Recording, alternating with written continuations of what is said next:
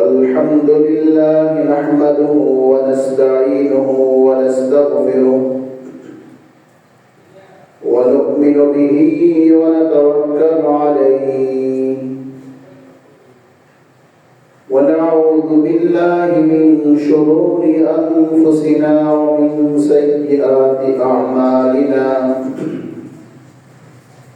من يهده الله فلا مضل له ومن يضلله فلا هادي له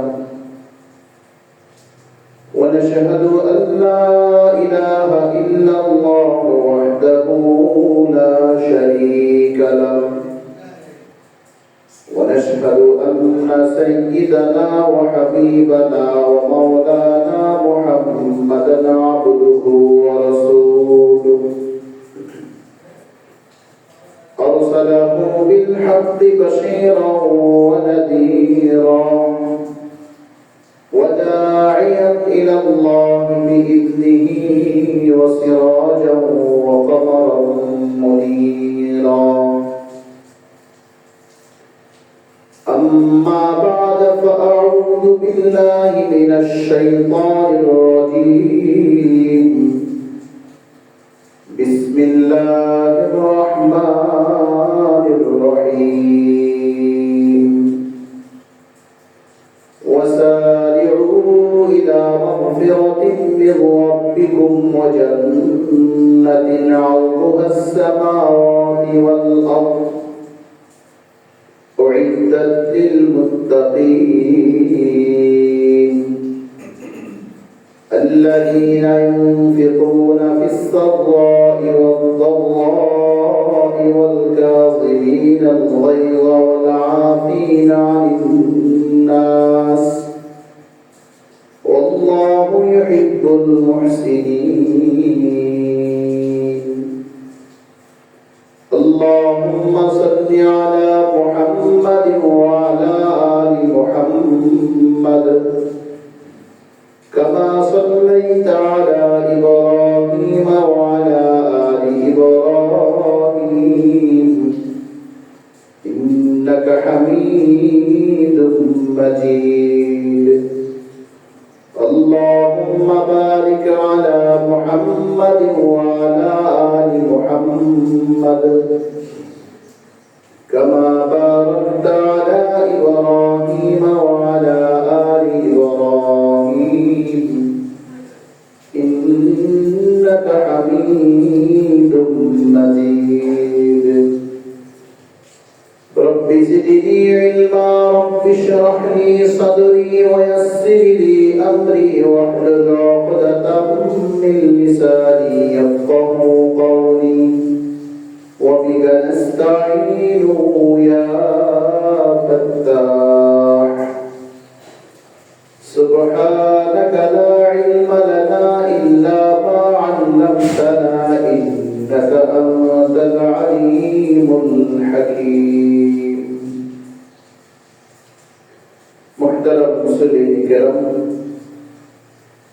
মহান আল্লাহ পাকের দরবারে অসংখ্য অগণিত শুকর যে মহান প্রতিপালক আপনাকে আমাকে আজকে জুমার দিনে জুমার নামাজ আদায়ের জন্য আল্লাহ পাকের ঘর মসজিদে প্রথম দিকে আসার তৌফিক দিয়েছেন শুকর আদায় করি বলে আলহামদুলিল্লাহ মুহতারাম হাজিরিন পৃথিবীর সব মানুষ শুধু দৌড়ায় আমরা সকলেই ব্যস্ত আমাদের ব্যস্ততা এক এক রকমের ব্যক্তির যেমন ভিন্নতা আমাদের দৌড়ানোর ভিন্নতা রয়েছে যারা ছাত্র তারা শুধু পড়াশোনার পিছনে দৌড়ায় যে ব্যবসায়ী সে ব্যবসার পিছনে দৌড়ায়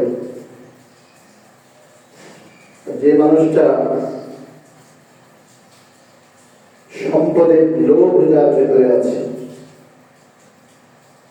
সম্পদ অন্বেষণের সম্পদ অর্জনের জন্য মরিয়া হয়ে গেছে সেও দৌড়ায়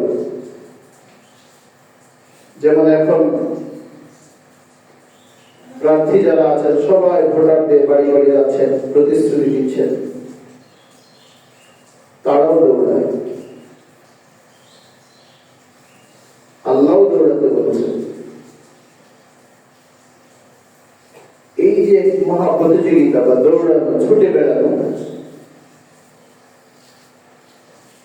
আমাদের এই ছোটাছুটি আসলে আমরা কোন দিকে দৌড়াচ্ছি? আমাদের উদ্দেশ্য ছিল কি? মানব সৃষ্টির উদ্দেশ্যটা ছিল কি? আর আমরা আল্লাহ পাকের কাছে প্রতিশ্রুতি দিয়েছিলাম কি? আমাদের উদ্দেশ্য, সৃষ্টির উদ্দেশ্য আর আমাদের প্রতিশ্রুতি আল্লাহর সামনে, দুটাকে যদি একসাথে করি, আর এই পৃথিবীতে এসে আমাদের যে অবস্থা, এটাকে যদি একটু সামনে রাখি, তাহলে এত বেশি ব্যবধান যে আকাশ পাতাল ব্যবধান। যেমন আল্লাহ পাক রব্বুল আলামিন মানব সৃষ্টির উদ্দেশ্য সম্পর্কে বলেন, ওয়া মা খালাকাতুল জিন্না ওয়াল ইনসা ইল্লা লিয়াবুদুন,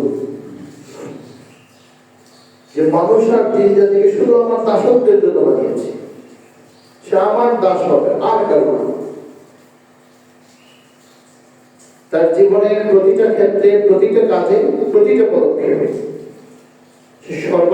সবার প্রথম যেটা দেখবে, তার মুনিব আল্লাহ, তার নির্দেশনা কি আছে। কারণ তার সৃষ্টি হয়েছে দাসত্বের জন্য, তার সৃষ্টি হয়েছে দাসত্বের জন্য। এটা হলো আল্লাহ পাকের মানব সৃষ্টির উদ্দেশ্য। আমরা যে প্রতিশ্রুতি দিয়েছিলাম আল্লাহ পাকের সামনে, রূহের জগতে আল্লাহ প্রশ্ন করেছিলেন, আলাস্তু বিরাব্বিকুম, আমি কি তোমাদের রব না? প্রতিটা প্রাণ কিয়ামত পর্যন্ত পৃথিবীর শেষ মানুষটা যে আসবে, তার আত্মাও সেখানে উপস্থিত ছিল। আমরা সবাই সেখানে, সকলের প্রাণের সম্মেলন ঘটেছিল সেখানে, আলাল আরওয়াহ, রূহের জগতে সেখানে একসাথে ছিলাম। তখন প্রতিটা প্রাণ, প্রতিটা আত্মা বলেছিল, হ্যাঁ আপনি আমাদের রব। রুবুবিয়্যাত অর্থাৎ প্রতিপালক শুধুমাত্র আল্লাহ, এই ব্যাপারে আমাদের কারো কোনো দ্বিমত ছিল না।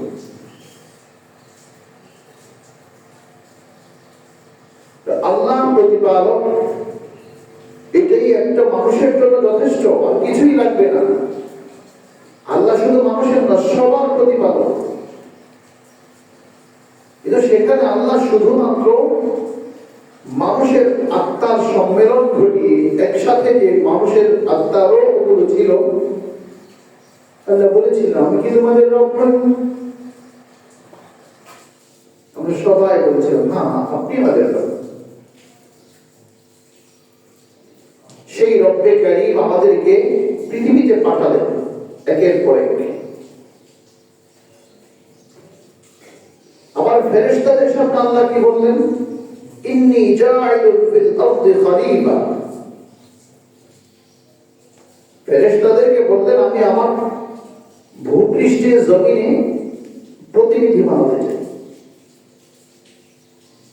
ফেরেশতারা বললেন, আতাজালু ফীহা মান ইফসিদু ফীহা ওয়া ইয়াসফিকু দিমা, আপনি কি এমন একটা জাতি বা গোষ্ঠী বানাতে যাচ্ছেন যারা সেখানে রক্তপাত করবে, ত্রাস সৃষ্টি করবে, হারাহারি, কাটাকাটি, মারামারি করবে?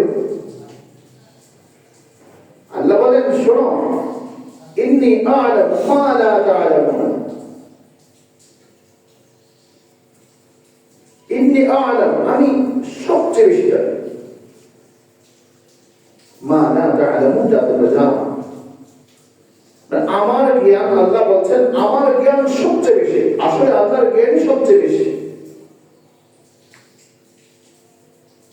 তো আল্লাহ পাকের সৃষ্টির উদ্দেশ্য মানুষ আল্লাহর দাসত্ব করবে, মানুষের প্রতিশ্রুত তার রবের সামনে, তার প্রতিপালক তার রব আল্লাহ, আল্লাহ ফেরেশতাদের সামনে বলবেন আমি মানুষ বানাতে চাই যারা প্রতিনিধিত্ব করবে আমার আজকের এই পৃথিবীতে, বা আমাদের চলাফেরার যে ধরন, আমাদের কথাবার্তার যে শব্দচয়ন, বাক্য ব্যবহার, এগুলি তো মনেই হয় না যে আমরা শুধু নামকে অস্তে মুসলমান আছি। না, আমাদের মধ্যে আল্লাহ রুবুবিয়্যাত, আল্লাহ তাআলার প্রতিপালক এই ব্যাপারে বিশ্বাসের দৃঢ়তা প্রকাশ পায় না, আমরা আল্লাহ পাকের দাসত্বের ভেতরে আছি এটা প্রকাশ পায়। একটাও ছুটছি, সবাই ছুটছি গন্তব্যকে, উদ্দেশ্য নেই, কেউ জানে না কে কোথায় যাচ্ছে, তার গন্তব্য কোথায়।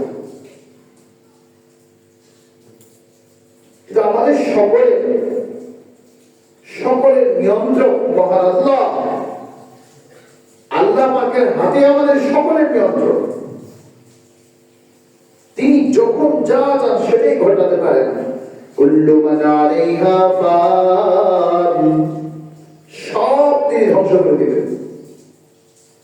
ইন্নামা আমরুহু ইযা আরাদা শাইআন, যখন আল্লাহ পাক কোনো কিছু করার সিদ্ধান্ত নেন, আইয়াকুলা লাহু কুন ফায়াকুন, আল্লাহর শুধু চাওয়াটাই যথেষ্ট হয়ে যায়। এমন না যে কোনো ম্যাটেরিয়ালস এগুলো একসাথে জড়ো করতে হয় বা বিভিন্ন ভাবে এটাকে প্রক্রিয়াজাত করে বিভিন্ন ভাবে এটাকে নির্ঝুল করে বানাতে, এমন না, শুধু তার ইচ্ছাটাই যথেষ্ট হয়ে যায়। সে মহান আল্লাহ তাআলা বলছেন, সে রব্বে কারীম আপনাকে আমাকে বলছেন তুমি ছুটছ কোথায়? কুল ইন্নাল মাউতা আল্লাযী তাফিররুনা মিনহু ফাইন্নাহু মুলাকীকুম, নবী আপনি বলেন কোথায় ভেগে যাচ্ছেন? পালাবার পথ নেই। তুমি জানে বামে সামনে পেছনে উপরে নিচে যেদিকে যাবে, তোমার সাথে কিন্তু তোমার মৃত্যুর পরোয়ানা কিন্তু আছে তোমার সাথে। ভাববে কোথায়? তাফিররুনা মিনহু, সে মৃত্যু থেকে ভাগার পলায়নের যে চেষ্টা, সুযোগ নেই তো। ফাইন্নাহু মুলাকীকুম, ফাইন্নাহু মুলাকীকুম, সে মৃত্যু, সে ফেরেশতার সাথে তোমার সাক্ষাৎ হবে, সে আসবেই তোমার কাছে। তুমি পালাবে কোথায়? আইনামা তাকুনু ইউদরিকুমুল মাউত, তুমি কোথায় থাকবে? একেবারে সুরক্ষিত, যেখানে কিছুই ঢুকতে পারে না। না, মৃত্যুর যন্ত্রণা ফেরেশতা সেখানে যাবে, কোন বাধা, কোন কিছুই তাকে প্রতিবন্ধকতা সৃষ্টি করতে পারবে না। মৃত্যু আসবেই। আমরা শুধু বেঁচে থাকতে চাই, বাঁচার জন্য মরিয়া হয়ে আছি। আল্লাহ বলছে না, বাঁচার কোনো পথ নাই তো তোমার। সুম্মা তুরাদ্দুনা ইলা আলিমিল গায়বি ওয়াশ শাহাদা, তোমাকে এই মৃত্যুর মধ্য দিয়ে, মৃত্যুর মাধ্যমে তোমাকে ফিরিয়ে নেওয়া যাওয়া হবে আলিমুল গায়বি ওয়াশ শাহাদা, যিনি দৃশ্য অদৃশ্য গোপন প্রকাশ্য সব বিষয়ে যিনি অবগত আছেন, সে মহান রবের সাথে তোমাকে উপস্থিত করা। অথচ আমরা ছুটছি বিভিন্ন দিকে, আমাদের কোনো কিছুই, আমার যে একটা, কিন্তু কখন যাবো সে সময়টা কারো জানা নাই, কেউ জানে না পৃথিবীর। একটা মানুষ বলতে পারবে না যে তার মৃত্যুটা কখন হবে, তার বিদায় ঘটনাটা কখন বেজে উঠবে, কেউ জানে না। দেখেন না কত কত কিছুই করে, বক্তব্য দিচ্ছে, ঠিক বক্তব্য চলাকালীন মধ্যে পড়ে যাচ্ছে, স্লোগান তুলছে, স্লোগানের মাঝখানে পড়ে যাচ্ছে। এই মসজিদে একটা ঘটনা, আমার পেছনে জোহরের নামাজ পড়ে থাকতে দেখেছি, আসরের নামাজ পড়ে বের হচ্ছি, এই মূল ফটক দিয়ে বের হওয়ার সময় তাকে দেখছি হাতে তালি দিয়ে দিয়েছে, মিছিলে মুখরিত, ব্যাস পায়ের স্কুলের গেট অতিক্রম করলো, সদর ওই কলেজ গেট যখন উঠলো, শুনলাম সে মিছিল দিতে পড়ে গেছে। যারা চিনেন তারা জানেন, কিছুক্ষণ পর তার সংবাদ আসলে সে দুনিয়া থেকে চলে গেছে। কেউ জানে না তার মরণটা কখন হবে। এই অজানা সময় সুনিশ্চিত মৃত্যু, এটা সবাই জানে, মরতে হবে। মরণটা কখন এটা কেউ জানে না। চাকরিজীবী যারা আছেন তারা অন্তত এটা জানেন আমার চাকরিটা এই সময় শেষ হয়ে যাবে। বদলিটাও কখন হওয়ার সংখ্যা আছে এটাও মোটামুটি একটা ধারণা করা যায়,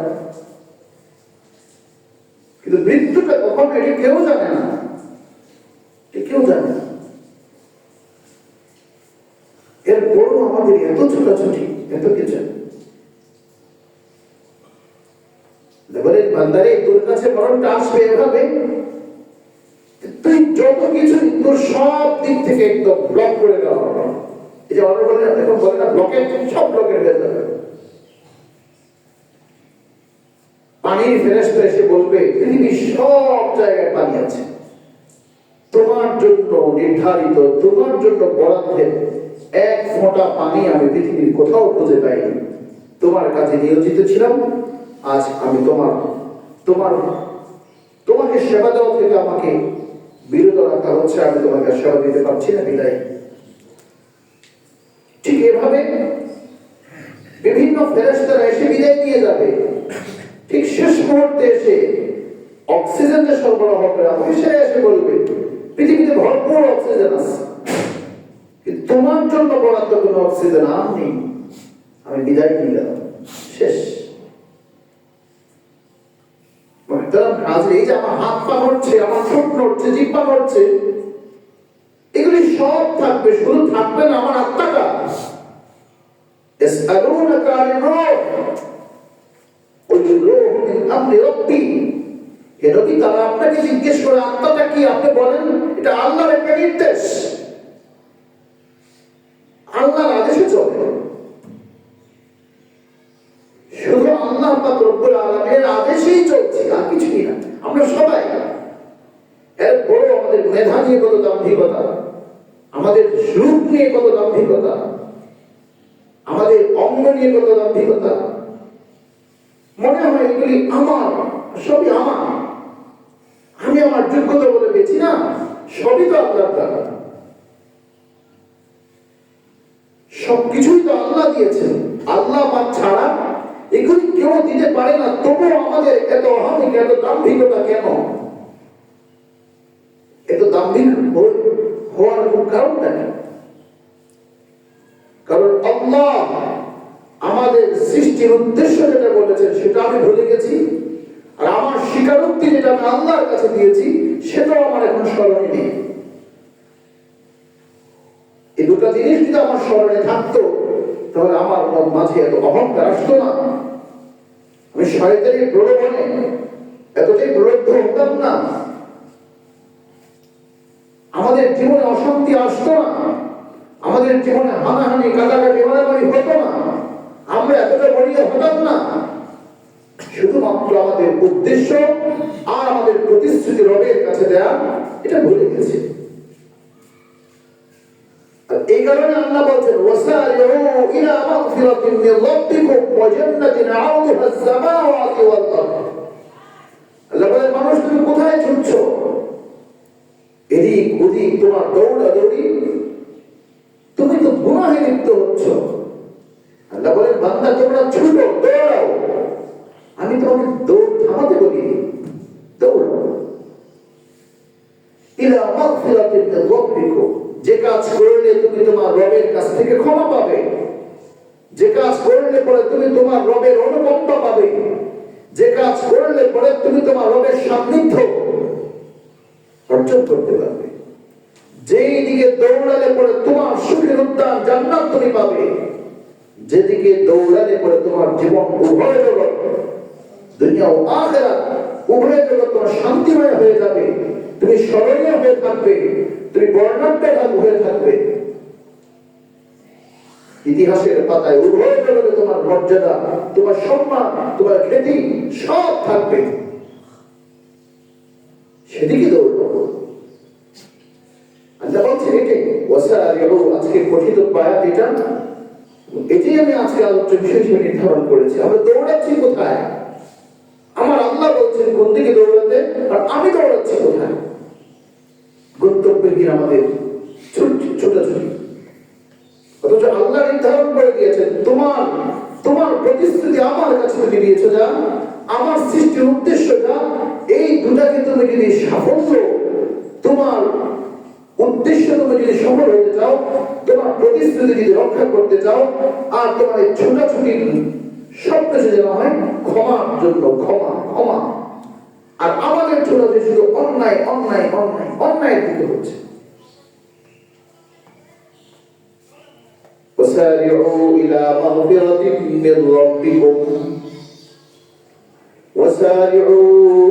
إلى مغفرة من ربكم وجنة عرضها السماوات والأرض। বান্দারে ক্ষমার দিকে দৌড়া, তোমার রবের পক্ষ থেকে, যে রব তোমাকে প্রতিপালন করেছে, যে রব তোমাকে প্রতিপালন করেন, সেই রবের ক্ষমা দিকে দৌড়া। আল্লাহ বলেন বান্দা তুই কত অন্যায় করেছিস, তোর অপরাধ কতটুকু? মরুভূমির বালিকণার চেয়ে অধিক, সাগর মহাসাগর, এই জলাশয়, এই পানির ফোঁটার চেয়েও অধিক। এক হাদিসে আসছে যে ফেনা, ভাসমান যে ফেনা, এই চেয়েও অধিক তোর গুনাহ। এই শূন্যস্থান, মাটি আর আকাশ এর মধ্যবর্তী শূন্যস্থানকে ভরে গেছে। রাসূল বলেন তোমার শুধু অনুশোচনার অনুতপ্ত করে দৃঢ় সিদ্ধান্ত নিবে আমি আর ভুল করব না, অন্যায় করব না। এইটুকু সিদ্ধান্ত আল্লাহ পাক রব্বুল আলামিনের কাছে এত বড়, এত মহান। আল্লাহ বলেন বান্দা তুই শুধু আমার কাছে ক্ষমা চা, অনুতপ্ত হয়ে দৃঢ় সিদ্ধান্ত নিয়ে, আর তুই অন্যায় করবি না।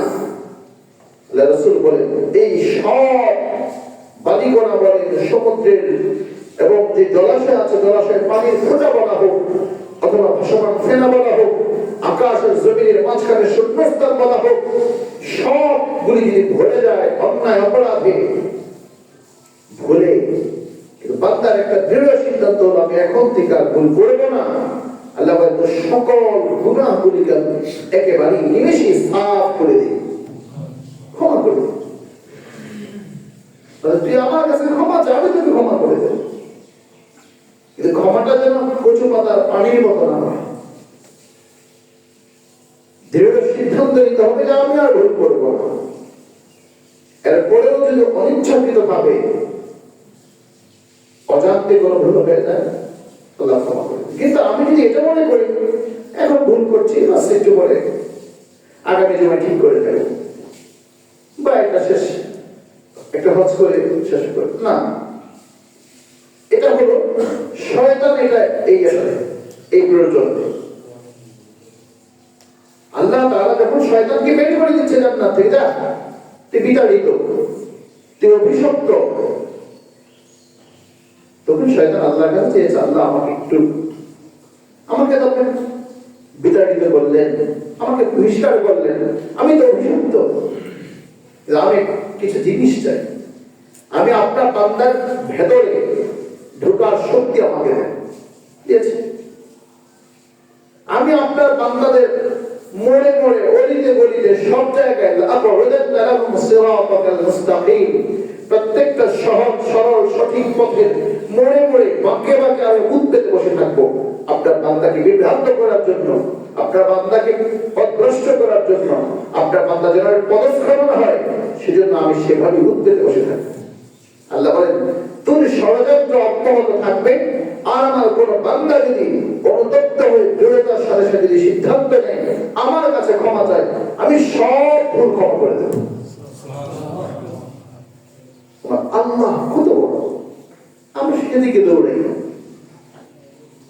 আমরা মানুষের দেওয়া প্রতিশ্রুতিকে বিশ্বাস করি, আমরা মানুষের দেওয়া প্রতিশ্রুতিকে বিশ্বাস করি, কিন্তু আল্লাহর দেওয়া প্রতিশ্রুতি আমাদের বিশ্বাস হয় না। এ ব্যাপারে আমাদের কমজোরি আছে।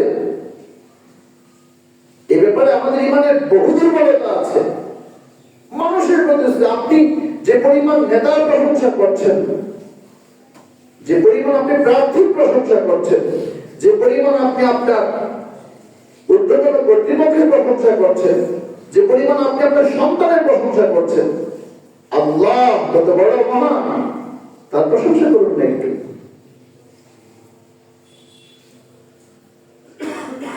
আমরা কত কথাই তো বলি আল্লাহ মহান, আল্লাহর বড়ত্বের কথা কেন আমি নিজেই ধারণ করি না, বিশ্বাস করি না? এটা আমাদের বড় ইমানের অন্যতম একটা ঘাটতি। এই জায়গা মুখে বলি না, মুখের কথাই শুধু ইসলাম হয় না। ইসলাম হলো আনুগত্যের বিষয়, আত্মসমর্পণের বিষয়, নিজেকে সঁপে দিতে হয়। আল্লাহ এটাই বললেন বান্দারে, ওয়াসারিউ ইলা মাগফিরাতিন মিন রাব্বিকুম ওয়া জান্নাতিন আরদুহা আস-সামাওয়াতু ওয়াল আরদ উইদ্দাত লিল মুত্তাকিন। তোর সকল দৌড় হবে, তোর সবকিছু হবে আল্লাহর কাছ থেকে ক্ষমা পাওয়ার জন্য। আর তোর উদ্দেশ্য হলো তুই যে সুখের জান্নাত চাস, সে জান্নাতটা কত বড় জানো? আকাশ আর জমিন যত প্রশস্ত আর দীর্ঘ, তার থেকে হাজার হাজার কোটি গুণ জান্নাতের পরিধি। সুবহানাল্লাহ, অনেক বড়। হাদিসে আসছে যদি চোখ, তোমার চোখের পলক যত দূর তোমার চোখের দৃষ্টি যাবে, এখন আমরা যতটুকু দেখি হাসরের মাঠের দৃষ্টি আরো তীক্ষ্ণ হবে, আরো প্রখর হবে, বহু দূর যাবে দৃষ্টি। দৃষ্টি যত দূর যাবে, মানুষ তার জান্নাতকে ততটুকু প্রশস্ত করে দেওয়া হচ্ছে। দৃষ্টি সে পর্যন্ত পৌঁছতে পারবে না কোথায় গিয়ে জান্নাত শেষ হয়েছে। আল্লাহ বলেন সে জান্নাতের দিকে দৌড়া। কোথায় দৌড়াচ্ছে সবাই? ইসলাম মেরে ইসলাম কিন্তু মনে রাখতে হবে, ইসলাম শুধু মসজিদে এসে নামাজ পড়ার নাম না, হজ যাকাত রোজা এগুলি শুধু না, বরং আমার সব, একেবারে সবকিছু। যে যেই পেশায় নিয়োজিত সেখানেও সেটাও কিন্তু যথাযথভাবে পালন করা, সেটাও ইসলামের একটা বিধান। ইসলাম তো জীবন বিধান। আজকে আপনি কিন্তু আলাদা আলাদা করে ফেলছি, সব আলাদা, সব আলাদা আলাদা করছি, কিন্তু না, ইসলামটা হলো জীবন বিধান। এটা এই জীবন বিধানটা যদি আমি আমার জীবনে বাস্তবায়ন করতে পারি, তাহলে আমি সফল। এই জন্য আল্লাহ বলছে, বান্দা তুমি দৌড়াও ক্ষমা আর তোমার সেই সুখের জান্নাতের দিকে। কারণ আমি যদি রবের কাছ থেকে ক্ষমা পাই, তাহলে আমি সুখের জান্নাত পাবো। উইদ্দাত লিল মুত্তাকিন, আল্লাহ বলেন শোনো, যাদের ভেতরে আল্লাহর ভয় আছে, যারা মুত্তাকি তাকওয়াওয়ালা, তাদের জন্য সেই জান্নাতকে প্রস্তুত করা হচ্ছে। সুবহানাল্লাহ। দেখেন না, পত্রিকায় আসছে সংসদ প্রস্তুত, আগামী নির্বাচিত সংসদ সদস্যদেরকে বরণ করতে। সংসদে সব প্রস্তুত, আসন সব ঠিকঠাক, লাউড স্পিকার সহ সব রেডি আছে। শুধু নির্বাচন হবে, বিজয়ীরা যাবে, শপথ গ্রহণ করবে, সব প্রস্তুত। তাদের জন্য বাড়িটা সব রেডি করা হচ্ছে। আর আমরা মনে করছি, তারাও মনে করছে একটা এমপি মানে খামখেয়ালি কথা। হ্যাঁ, তারা ভাজি, এটা খুব ভয়ানক জিনিস। হযরত সাহাবায়ে কেরাম রাদিয়াল্লাহু আজমাইন বলেন, রাসূল করিম সাল্লাল্লাহু আলাইহি ওয়াসাল্লামের ইন্তেকালের পর হযরত আবু বকর সিদ্দিক রাদিয়াল্লাহু তাআলা আনহু যখন ইমামতির জন্য গেলেন, উনি কাঁপছেন, কাঁপাকাঁপি শুরু হয়ে গেছে। এটা শুধু ইমামতি না, এটা শাসন ভার তার হাতে আসছে। ভীত সন্ত্রস্ত, হ্যাঁ এটা কি দেওয়া হচ্ছে আমাকে? ওমর ইবনে খাত্তাব রাদিয়াল্লাহু তাআলা আনহু খলিফাতুল মুসলিমিন ভীত সন্ত্রস্ত, কি দেওয়া হচ্ছে এটা আমাকে? খাওয়া দাওয়া সব ছেড়ে দিয়েছেন। হযরত মুআয বিন জাবাল রাদিয়াল্লাহু তাআলা আনহু বলেন, আমাকে যখন ইয়েমেনের গভর্নর করা হলো, আমার সব আনন্দ উল্লাস সব বন্ধ হয়ে গেছে। ভীত সন্ত্রস্ত। এখনকার জনপ্রতিনিধিরা কোন ভয় নাই, সে প্রতিশ্রুতি দিচ্ছে আমি এটা করবো সেটা করবো, অথচ সে জানেই না সে কি প্রতিশ্রুতি দিচ্ছে, এটা সে কোথায় যাচ্ছে। এই 18 কোটি জনগণের ট্যাক্সের টাকা, রাষ্ট্রের টাকা, রাষ্ট্রের আমানত, মানুষের জনমানুষের নিরাপত্তা, সবকিছু তার মাথায় সে নিজে চেয়ে নিচ্ছে। হাদিসে আসছে কোন মানুষ যখন দায়িত্ব দুই ধরনের হয়, এক হচ্ছে দায়িত্ব তাকে অর্পণ করা হয়, আর একটা হচ্ছে দায়িত্ব সে চেয়ে নেয়। যে দায়িত্ব চেয়ে নেয় সেই দায়িত্বপ্রাপ্ত ব্যক্তির উপর আল্লাহর কোনো রহমত থাকে না। যে দায়িত্বটা চেয়ে নেয় তার উপর রহমত থাকে না, চেয়ে দিয়েছে। হ্যাঁ, এখানে একটা কথা আছে, যদি কোনো মানুষ সে শতভাগ আস্থা, এতটা কনফিডেন্স তার আছে যে হ্যাঁ আমি আমানত রক্ষা করতে পারি, সে ব্যক্তি এখন সে জানে আমি যদি এই মুহূর্তে দায়িত্বটা হাতে না নিই, রাষ্ট্রের আমানত নষ্ট হবে, মানুষের আমানত নষ্ট হবে, সম্পদ নষ্ট হয়ে যাবে, তখনই কেবল সেই ওই হস্তক্ষেপ করতে পারে বা চাইতে পারে, যেমনটা করেছেন হযরত ইউসুফ আলাইহিস সালাতু ওয়াস সালাম। ইউসুফ আলাইহিস সালাতু ওয়াস সালাম যখন জেলে ছিলেন, তখনকার বাদশা, মিশরের বাদশা যখন খাদ্যের অভাব, দুর্ভিক্ষ দেখা দিয়েছে। লম্বা ইতিহাস খুব সংক্ষেপে বলছি। এই খাদ্যের অভাব, এই সংকট, এই দুর্ভিক্ষ কিভাবে এইটাকে মারিয়ে ওঠা যায়, মন্ত্রী পরিষদের সদস্যদের মিটিং করেছে। তখন বাদশার যে রুটি বানায় তো সে বলতেছে, আমি যে আমাকে জেলে পাঠিয়েছিলেন, আমার এক জেল বন্ধু আছে, সে খুব বিচক্ষণ, আপনি তার সাথে একটু পরামর্শ করতে পারেন। তো ইউসুফ আলাইহিস সালাতু ওয়াস সালামকে সে বার্তা দেওয়া হলো যে আপনাকে আজিজে মিসর আপনাকে ডেকেছে।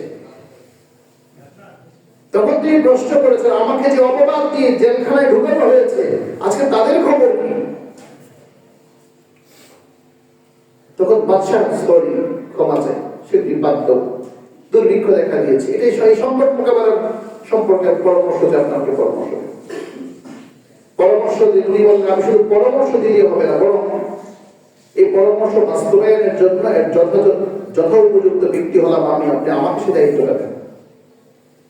ইউসুফ আলাইহিস সালাম দায়িত্ব চেয়ে নিয়েছেন এবং সেই দুর্ভিক্ষ এবং সেই সংকট সময়টা তিনি তার যোগ্যতা, আল্লাহ পাকের রহমতের মাধ্যমে ওনার প্রজ্ঞা দিয়ে সেই প্রতিকূলতাকে আল্লাহ তাআলা সেই সংকটটাকে দূর করে দিয়েছেন। সুবহানাল্লাহ।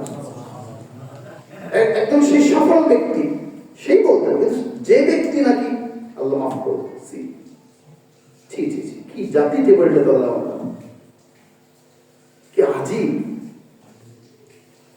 এখানে আছে কি? যে মানুষ জানে যে এখানে কি আছে, কিছুই তো এখানে নেই, সে কেন এখানে যাবে? এতই যদি সবসে হয়, এত পাগল হলো কেন সে? আর যে মানুষটা চায় না, আবু বকর সিদ্দিক রাদিয়াল্লাহু আনহু চান নাই, ওমর ইবনে খাত্তাব রাদিয়াল্লাহু আনহু চান না যে আমাকে রাজত্ব দেওয়া হোক, তাদের ভয়, ভীতি, শঙ্কা। তখনকার যারা গভর্নরের দায়িত্বে যারা ছিল, তারাও ভীতসন্ত্রস্ত ছিল।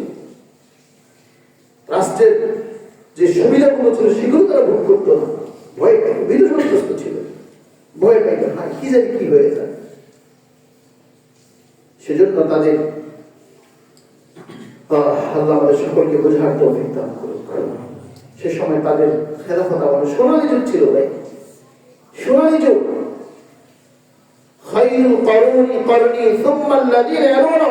পৃথিবী দেখাতে পারে না সেই সোনালী যুগের ইতিহাস, সেই সোনালী যুগের ইতিহাস আবার পুনরাবৃত্তি হয় না পৃথিবীতে, হয় না, কেউ পারে না এখনো পর্যন্ত। শক্তি ধর হয়েছে, কিন্তু সেই প্রযুক্তি এত উন্নয়ন এত কিছু হয়েছে, সেই সোনালী যুগ আর ফিরে আসে না। এই জন্য মুহতারাম হাজিরিন, আমরা খুব ভীত সন্তুষ্ট হওয়া উচিত সবার। আল্লাহ এটাই বললেন, বান্দা শোন, মুত্তাকিন। আর আমরা শুধু তাকওয়া তাকওয়া তাকওয়া কি জানেন? তাকওয়া হলো একটা অন্যায়, এই অন্যায় থেকে বেঁচে থাকার যোগ্যতা নাম তাকওয়া। আগুন থেকে বাঁচার জন্য আমরা যেরকম নিজেরা সুরক্ষিত থাকতে কত কিছুই না ঘরে রাখি, বাহিরে রাখি। ফায়ার সার্ভিসের যে সকল সদস্যরা আছেন, ওনারা যখন আগুন নির্বাপন করতে যান তখন ওনারা নিজেদেরকে সুরক্ষিত রাখার জন্য যে পোশাক পরেন,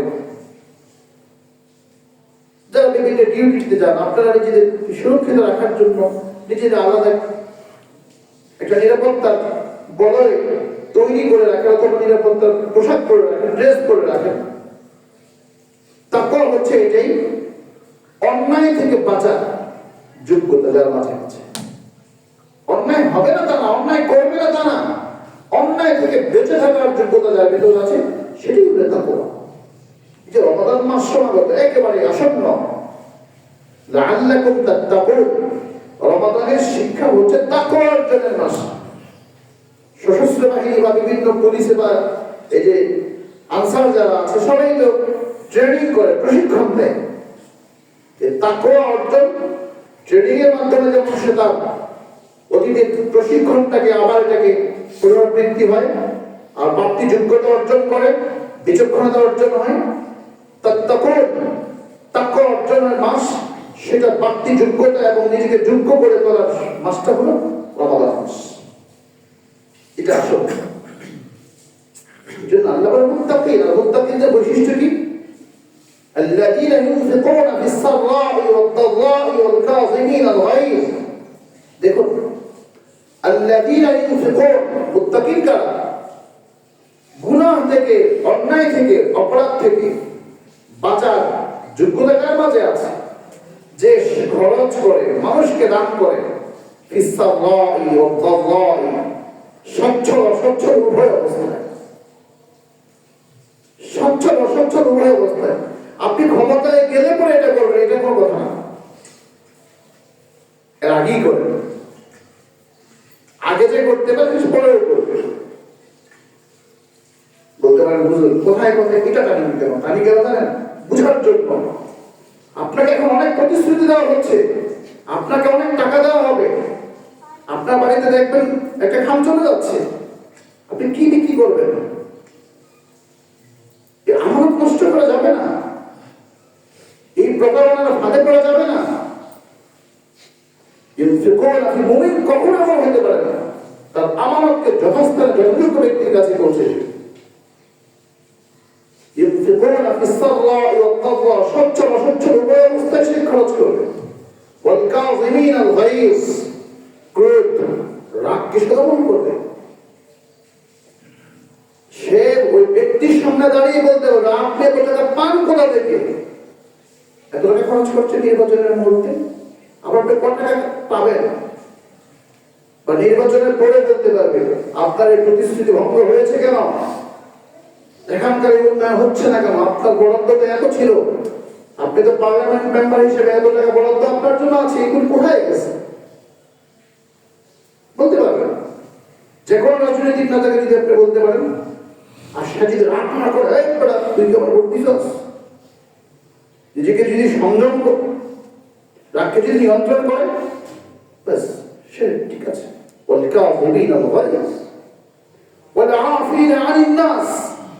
সবাইকে ক্ষমা করতে হবে।